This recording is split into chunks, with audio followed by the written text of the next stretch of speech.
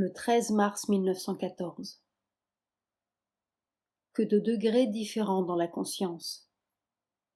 Il faudrait réserver ce mot pour ce qui, dans un être, est illuminé par ta présence, s'est identifié à toi et participe à ta conscience absolue.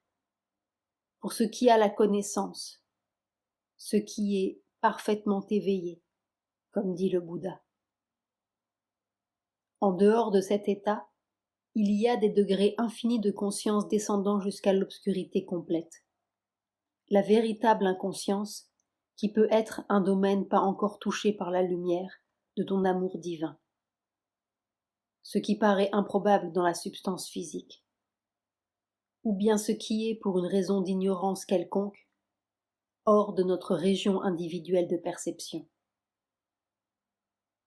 Cela, pourtant, n'est qu'une façon, et très incomplète, de dire. Car au moment où l'être prend conscience de ta présence et s'identifie à ta conscience, il est conscient en toute chose et partout. Mais on ne peut expliquer la durée fugitive de cette suprême conscience que par la complexité des éléments de l'être, par leur inégalité dans l'illumination et par le fait qu'ils entrent successivement en activité. C'est d'ailleurs grâce à cette activité successive qu'ils peuvent peu à peu prendre conscience d'eux-mêmes par suite de l'expérience objective et subjective, ce qui est tout un, c'est-à-dire te découvrir dans leur essence insondable. Le subconscient est la zone intermédiaire entre la perception précise et l'ignorance, l'obscurité totale. Il est probable que la majorité des êtres, même des êtres humains, vivent constamment dans cette subconscience. Peu en émergent. C'est cela la conquête à faire. Car être conscient dans le vrai sens du mot, c'est être toi intégralement. Et n'est-ce point là la définition même de l'œuvre à accomplir, de la mission à remplir sur terre? Délivre-nous, Seigneur, de l'obscurité. Permets que nous devenions parfaitement éveillés.